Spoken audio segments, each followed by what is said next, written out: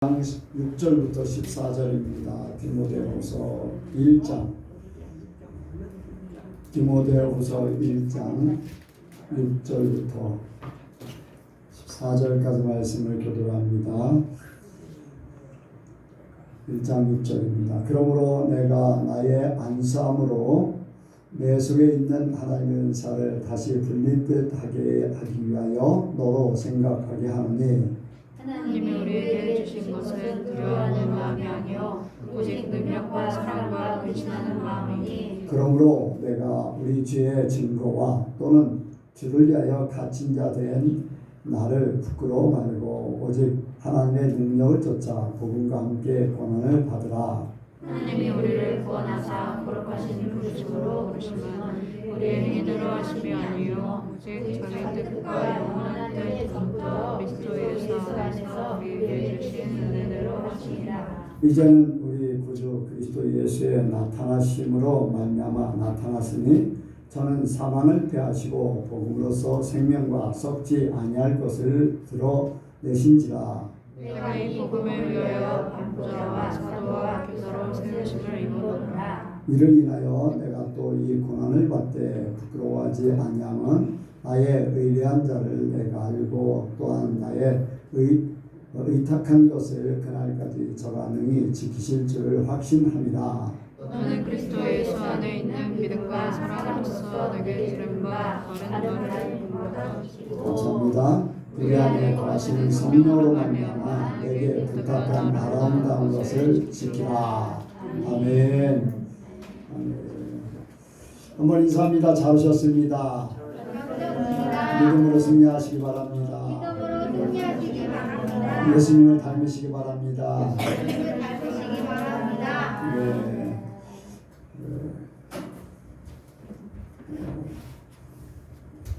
며칠 동안 쉬는 날이 계속됐는데 잘 지내셨습니까?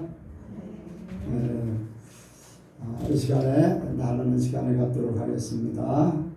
간증하실 분이나 질문하실 분. 제가 할게요. 제가 이제 몸이 생각보다 많이 안 좋아서 이제 회사를 그만두기로 했다고 저번 주에 말씀드렸죠.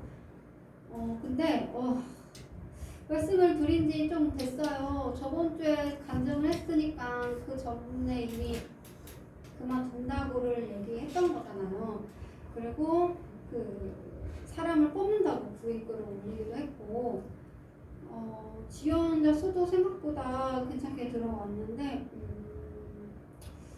저는 제가 그 회사에서 밥을 먹으면은, 그러니까 뭔가를 먹으면은 아프고, 그렇다고 또 뭔가를 안 먹고 5시까지, 8시 출근인데 5시까지 버티기에는 너무 힘들고, 그래서 좀 힘들게 조금 지금 회사에 다니고 있어요. 그래서 좀 부장님께도 일부러 일찍 좀 말씀드린 게 9월달 말까지 하고서 저는 그냥 빨리 쉬었으면 좋겠는데 라는 생각으로 부장님께 말씀드린 것도 있긴 해요.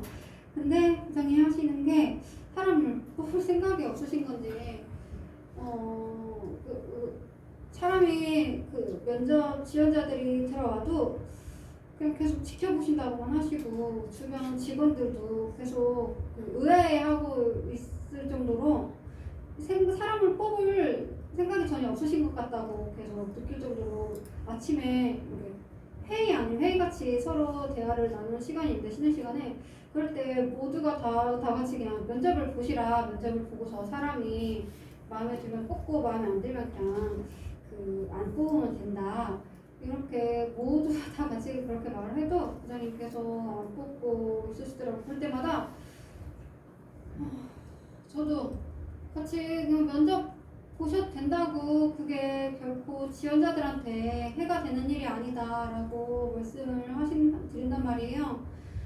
그러면서도 부장님한테 그러니까 자꾸 부담 드리기는 싫고, 왜냐면 정작 사무실에서 일하는 사람은 부장님하고 같이 일할 사람이라서 당연히 부장님이 마음에 드는 분이셔야 이제 잘 맞아야 일하는 것도 길어지니까 그런 생각도 들긴 하는데, 막상 제가 생각했던 9월 말 퇴사가 이제 아예 지금 9월 말 퇴사는 아예 없어지고 이제 10월 중순이나 말일까지 이제 봐야 되더라고요.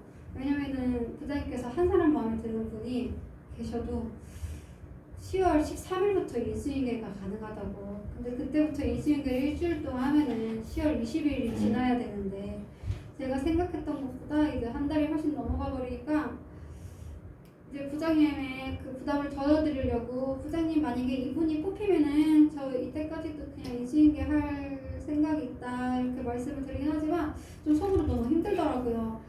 나는 9월말 퇴사하고 싶은데 왜 자꾸 사람 안 뽑으실까 그냥 그런 생각도 들고 그냥 여러 가지로 갈수록 더 이제 회사에 대한 그런 원래는 회사가 사람들이 좋았고 그랬는데 이제 제 몸이 힘드니까 힘든 와중에 그 퇴사의 끝이 안 보이니까 더 몸이 더 정신적으로 힘들고 그러더라고요. 그런 거 안에서 그냥 속으로 하나님한테 하나님 그냥 흘러가는 대로 제가 지켜볼 수 있는 마음을 가질 수 있게 해달라고 더 다짐을 하고 하나님께 기도를 하긴 해요. 근데도 제 성향이 있기 때문에 성격이 저도 제가 이렇게 딱 정해놓으면은 그거에 안 맞춰지면은 저도 조금 힘들어요. 저번 주에 본사님이 그런 간증을 하셨잖아요. 그 출퇴근에 대해서 스트레스를 받았지만 그것도 하나의 훈련이라고. 맞아요. 저희 조금 전체적으로 그런 게 있는 것 같은데 저도 그거에 대해서 있었고 더군다나 몸이 아픈 와중에 그게 자꾸 딜레이가 돼버리니까 자꾸 그러니까 막 미워하거나 그런 마음은 아니에요. 그냥 속으로 자꾸 좀 살짝씩 짜증이 나요. 그러니까 배려를 해주시는데도 불구하고 몸이 아프니까 자꾸 조금 그런 마음이 자꾸 스물스물 올라오려고 해요. 그럴 때마다 괜찮다 어차피 퇴사할 거니까 조금 더 버틸 수 있다라는 마음은 있긴 있는데 제가 하나님이 그냥 저에게 맡겨주신 대로 그리고 제가 사람의 힘으로 제가 억지로 하려고 하는 게 아니라 그냥 흘러가는 대로 냅둘 수 있는 성격이 되고 그리고 그 안에서 마음이 평안을 찾기를 하나님이 주신 평안으로 살아야 되는데 제가 억지로 자꾸 찾으려고 그렇게 하지 않았으면은 정말 좋겠고 그렇게 노력을 하려고 하는데 조금 힘들지만 더 퇴사하기 전까지 이 평안을 제가 정말 누릴 수 있도록 하나님이 주신 평안을 누리면서 그 회사 생활을 하고 정말 유종의 미를 거둘 수 있기를 기도합니다.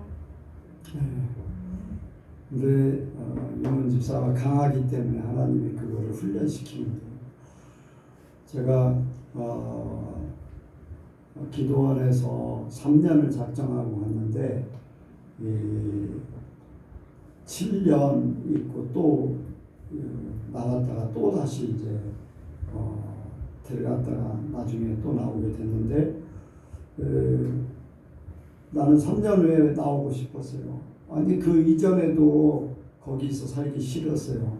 여러 가지 나하고 안 맞는 게 많이 있었고 또 이렇게 일부러 또 핑계대고 이렇게 기도원에서 나와서 안 들어가려고도 몇 번씩 하고 막 이제 실갱이도 많이 하고 그런 일들이 많이 있었는데 그래도 하나님은 거기 있게 하나님 뜻대로 산다고 했는데 그러한 것 때문에 다시 들어가게 되고 또 거기서 있기 싫은 마음을 이렇게 없애고 또 없애고 이제 하나님의 뜻대로 산다라는 것 때문에 계속 그랬어요.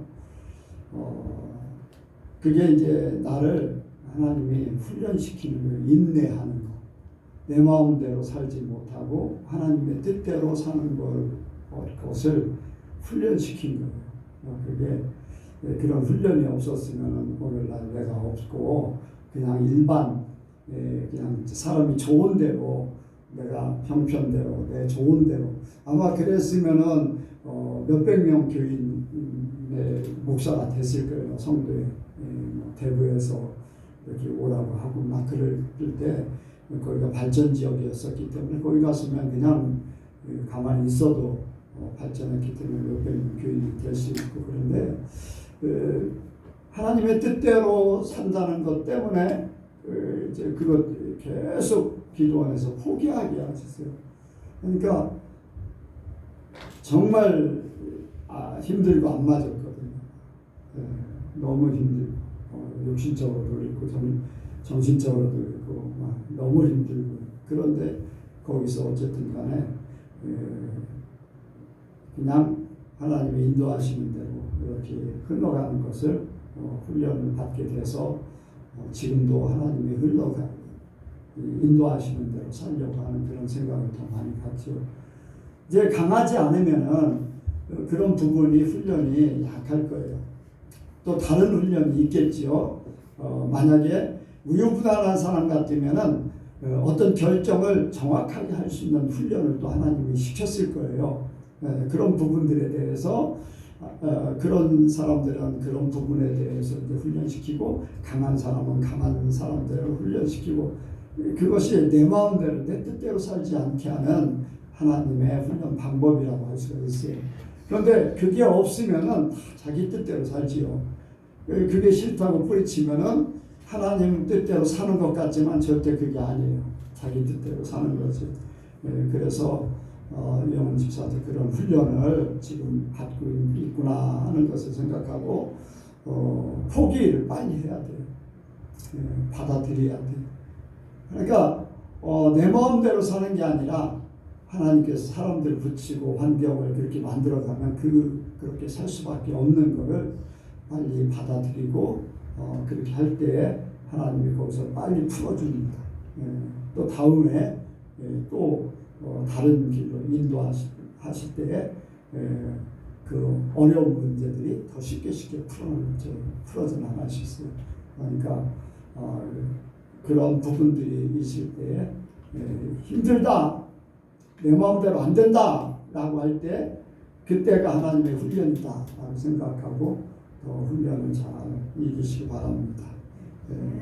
뭐 거기서 만약에 부장이 사람을 안 뽑는다고 해도 그냥 뛰쳐나오는 거는 별로 덕이 안 되잖아요.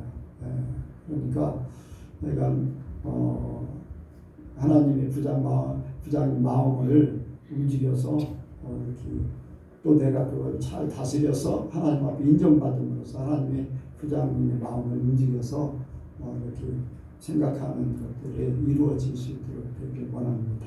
그렇게 하시면 강한 것을 이렇게 포기하는 그런 훈련이라고 생각하면은 더 쉽게 받아들일 수 있지. 또 다른 분요. 없으면은 말씀을 증거하는 시간을 갖도록 합니다. 하시겠습니다. 하나님, 우리를 이 자리에 불러주시고 또한 주님을 예배하게 해주심에 감사를 드립니다. 주님, 이 시간에도 주님께 이렇게 나와 예배를 드리지 못하는 영혼들이 있습니다. 그러나 우리가 정말로 이 자리에 모여서 한 지체로서 주님 앞에 이렇게 모여있는 자체가 우리가 정말로 은혜이며 감사한 것임을 우리 알게 하여 주시옵소서. 그래서 예배가 정말로 우리의 최고의 예배가 되게 하여 주시옵소서. 주님, 또한 말씀을 들을 때 주님 우리의 심령을 옥토와 같이 만들어 주셔서 그 말씀이 우리 마음 앞에 온전히 심겨져서 우리의 삶에서 100배, 60배, 30배의 결실이 맺어지게 하여 주시옵소서. 감사드리며 예수님의 이름으로 기도하였습니다. 아멘. 예.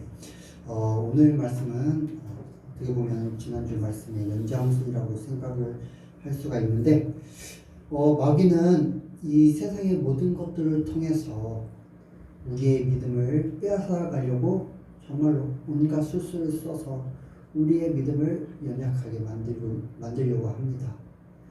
특히 지금 때에 마지막 때가 가까운 시대에는 더 그 갖가지 수술들이 너무나 악랄하고 교활하고 우리가 어떻게 이렇게 자칫 잘못하면 순간 방심하면은 금방 넘어갈 수밖에 없는 그러한 방법들로 우리를 공격하고 있습니다. 이러한 상황 가운데서 저와 여러분의 믿음이 어떻게 하나님 안에서 견고해질 수 있는지에 대해서 말씀을 나누기로 합니다. 그래서 오늘 말씀의 제목은 고난을 통한 믿음의 성장입니다. 같이 하시겠습니다. 고난을 통한 믿음의 성장. 고난을 통한 믿음의 성장. 고난을 통한 믿음의 성장. 고난을 통한 믿음의 성장. 우리가 첫 번째로 생각해 볼 것은 우리의 믿음이 정체되는 것은 곧 약해질 수 있다. 약해지는 것이다. 우리의 믿음이 약해질 수 있다는 것을 생각해 볼 수가 있습니다. 6절 말씀에 그러므로 내가 나의 안수함으로 내 속에 있는 하나님의 은사를 다시 불릴 듯 하게 하기 위하여 너로 생각하게 하노니 라고 말씀을 하고 있습니다. 이 내 속에 있는 하나님의 은사, 이것을 어떤 걸로 생각을 하게 됐냐면은 5절 말씀에 이는 내 속에 거짓이 없는 믿음을 생각함이라. 거짓이 없는 믿음을 생각하게 함이라. 믿음을 생각함이라. 이 믿음은 먼저 내 외조모 로이스와 내 어머니 유니게 속에 있더니 내 속에 있는 주를 확신하노라. 이 내 속에 있는 그 하나님의 은사는 바로 그 믿음이라 우리는 생각할 수가 있습니다. 근데 이 믿음을 다시금 부릴 듯하게 하려 한다는 것은 믿음이 계속 부릴 듯하는 것이 아니라 식어지게 되고 그 믿음이 연약해진다는 것을 우리는 또한 생각해 볼 수가 있습니다. 이 믿음은 성경에서는 은사라고 말을 합니다. 고린도전서 12장 9절에 다른 이에게는 같은 성령으로 믿음을, 어떤 이에게는 한 성령으로 병 고치는 은사를 이렇게 말씀을 하고 있습니다. 이 말씀을 통해서 볼 수 있는 것은 믿음 역시 성령의 은사라는 것을 우리는 이렇게 알 수가 있습니다. 그 은사에 따라 믿음이 강한 사람도 있고 믿음이 약한 사람도 있습니다. 그러나 이 믿음이 은사이기 때문에 하나님께 믿음을 구하면 구할수록 그 믿음을 우리에게 더욱 부어주실 줄 믿습니다.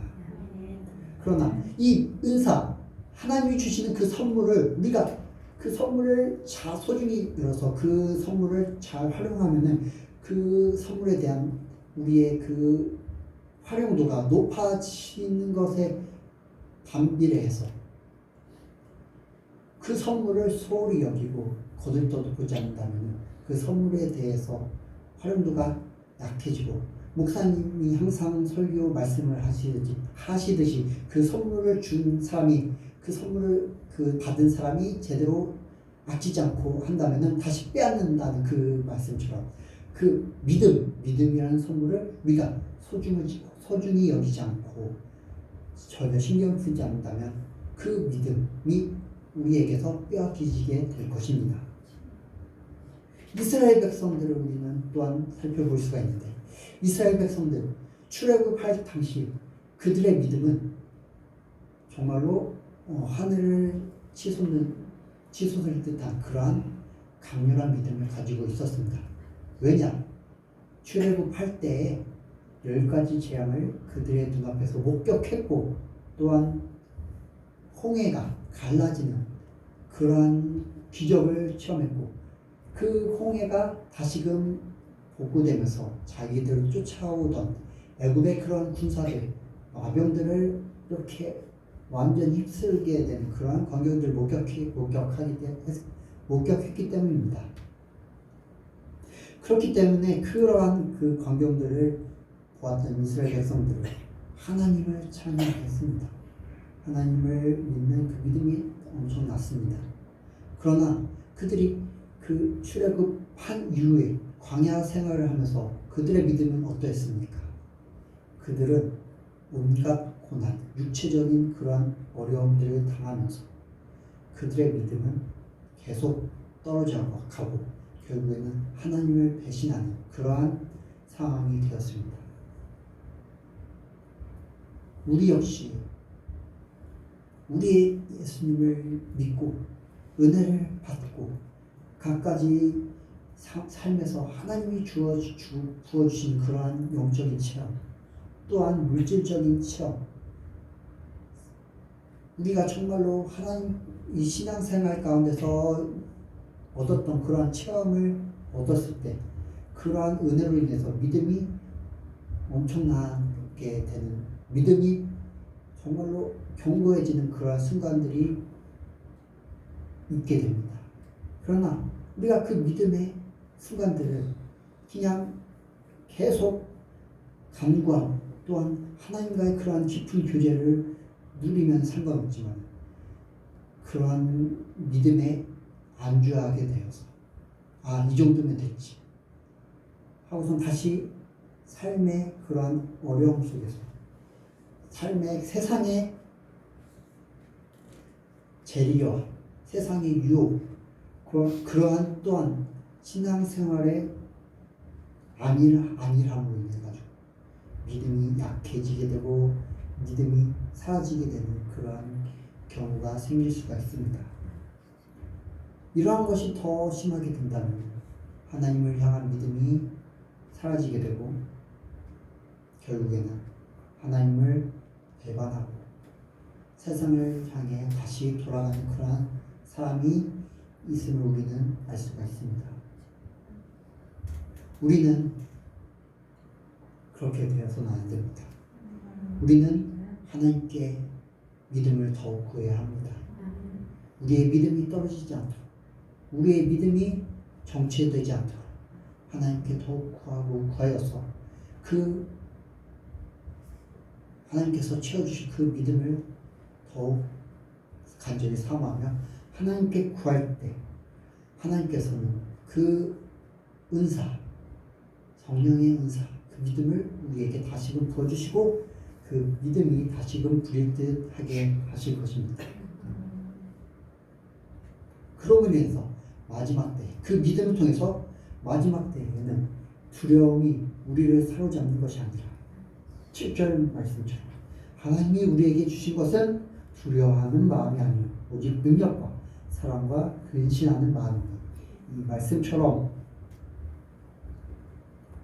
하나님의 능력이 우리의 삶, 그 믿음을 통해서 하나님의 능력이 우리의 삶을 통해서 온전히 나타나며 또한 그리스도의 사랑이 나타나고 근신하는 삶으로 우리의 믿음이 온전히 증명되어지는 저와 여러분 되시기를 주님의 이름으로 간절히 축원합니다. 두 번째로 우리가 생각할 것은 고난에 통참할 때 우리의 믿음은 더욱 견고해집니다. 8절부터 12절까지 같이 한번 읽겠습니다. 8절부터 12절까지 한 목소리로 읽겠습니다. 시작.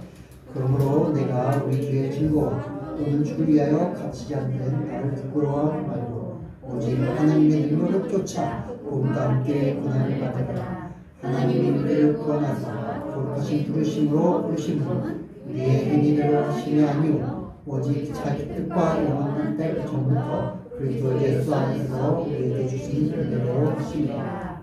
이제는 우리 구주 예수 그리스도의 나타나심으로 말미암아 나타났으니 사망을 피하시고 복음으로써 생명과 썩지 아니할 것을 드러내시리라. 내가 이 복음을 위하여 반도자와 사도와 교사로 세우심을 입었노라. 이를 인하여 내가 그의 고난을 받되 부끄러워하지 아니함은 나의 위대한 자를 내가 알고 또한 나의 택한 것을 그날까지 저가 능히 지키실 줄을 확신하노라. 아멘. 복음과 함께 권한을 받으라고 사도 바울 권면합니다. 또한 복음을 위해 사도 바울은 반포자와 사도와 교사로 부르심을 입었다고 고백하고 있습니다.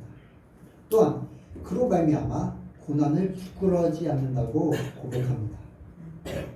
이어서 사도 바울은 복음에 대해서 설명합니다. 이 복음은 9절부터 10절까지 설명을 하고 있습니다.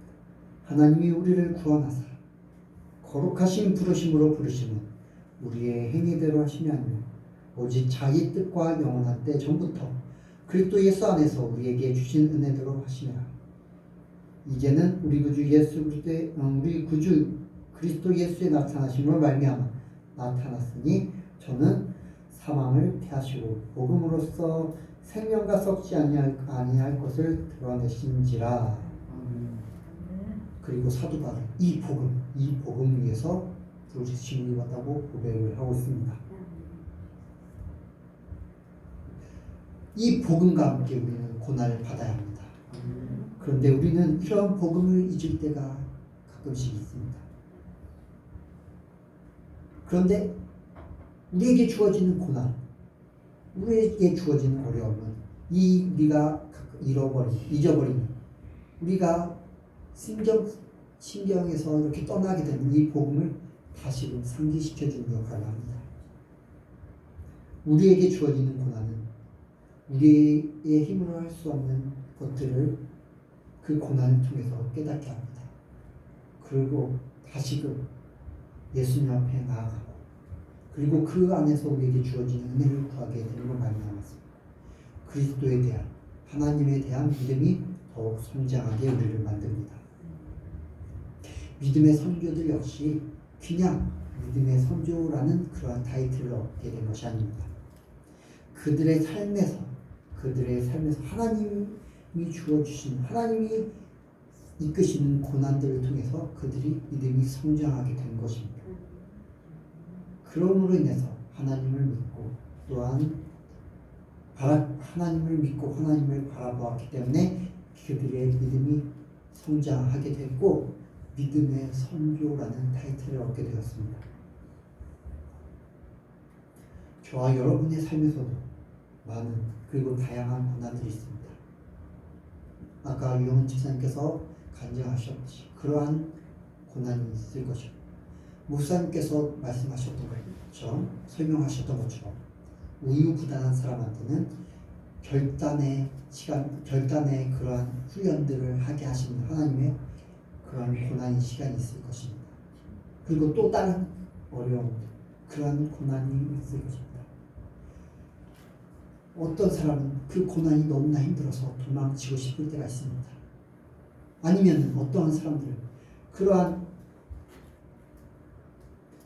고난처럼 느껴져서 그 고난에서부터 벗어나고자 하는 사람이 있는가 하는 반면에 우리가 고난이라고 느껴지지는 않지만 알게 모르게 우리의 믿음을 갉아먹는 그러한 고난도 어떤 사람에게는 주어지게 됩니다. 그러나 그 고난이 힘들다고 피하려고 하거나 그 고난에 동화되어가지고 안일하게 그 삶에 안주한다면은 그 믿음은 쇠퇴하게 되고 결국에는 사라지게 될 것입니다. 그러나 바울의 권면처럼 바울의 삶처럼 그 고난을 두려워하지 않고 부끄러워하지 않으면 그리고 예수님의 십자가의 그 은혜를 바라보게 된다면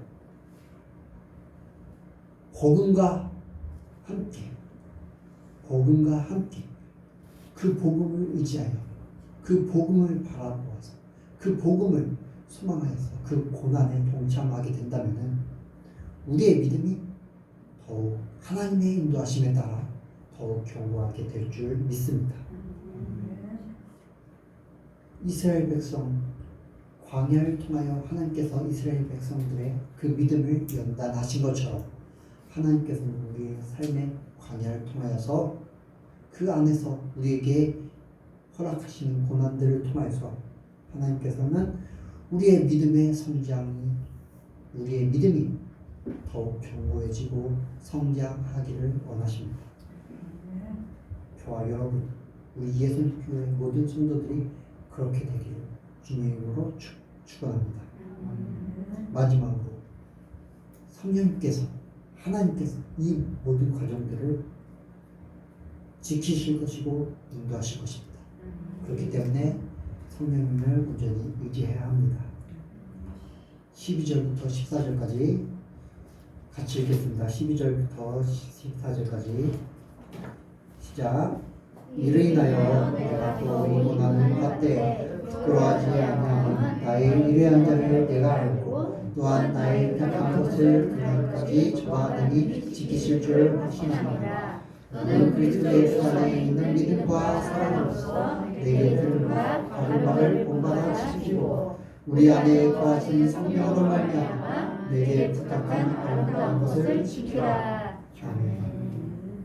14절에 우리 안에 거하시는 성령으로 말미암아 내게 부탁한 아름다운 것을 지키라. 우리 안에 거하시는 성령으로 말미암아 지키라고 바울은 권면합니다. 우리를 도우시는 보혜사, 예수님께서 우리를 위하여 보내주신 그 보혜사 성령님께서 우리를 믿음으로 향하는 우리에게 믿음으로 향하는 그 길을 밝히 보여주실 것입니다. 그리고 우리가 그 믿음으로 향하는 그 길을 온전히 가도록 우리를 지켜주시고 도우실 것입니다. 그 길은 고난의 길입니다. 하지만 그 길이 고난이어도 주의 지팡이와 막대기가 우리를 안위하실 것입니다. 하나님께서는 그날까지 우리의 그 의지하는 것, 의탁하는 것을 끝까지 지키신다고 오늘 본문에서 말씀합니다. 12절에 마지막 절에 나의 의탁한 것을 그날까지 저가 능히 지키실 줄을 확신합니다.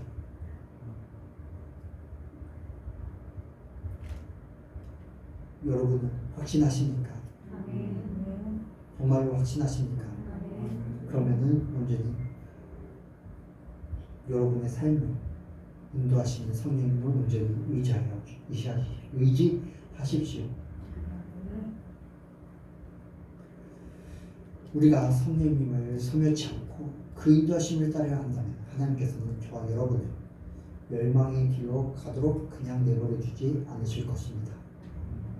우리가 하나님을 떠나지 않는다면, 우리의 믿음이 하나님을 배반하지 않는다면 정말로 신실하신 그 하나님께서, 우리의 하나님께서 우리를 그날까지 능히 지키실 줄 믿습니다. 디모데후서 2장 11절로 13절 믿으다 이 말이요 우리가 주와 함께 죽었으면 또 함께 살 것이고 참으면 또한 함께 왕노릇 할 것이요 우리가 주를 부인하면 주도 우리를 부인하실 것이라.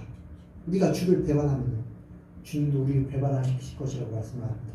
하지만 우리는 믿음이 없을지라도 주는 일향 믿으시니, 주는 항상 믿으시니 자기를 부인하실 수 없으시니라. 우리가 주님을 부인하지 않는다면 주님께서는 결코 우리를 부인하지 않으실 것입니다. 너무나도 이 세상은 급변하는 시대입니다. 하루아침에 이 세상이 어떻게 바뀔지 모릅니다. 그런 세상의 흐름 가운데서 하나님께서 그날까지 우리를 지키실 것이라는 그 믿음을 온전케 하기 위해서, 그 믿음이 또한 자라기 위해서 그 어떤 고난, 하나님께서 우리에게 주시는 허락하신 그 어떤 고난도 예수 그리스도의 복음과 함께 기쁘게 참여하는 우리 예성교회 성도님들 한 사람 한 사람 되길 바라서 말씀을 드렸습니다. 기도하시겠습니다. 하나님, 우리는 믿음이, 우리 스스로는 믿음이 연약합니다. 하지만 우리의 믿음을 연약함을 주님께서 아시오니 우리의 믿음을 주님께 더욱 간구합니다. 주님, 우리의 믿음을 더욱 견고하게 하여 주시옵소서. 또한 그 믿음을 견고하게 하실 그 길인 고난을 우리가 기쁨으로 주님의 복음을 위하여 감내하게 하여 주시옵소서.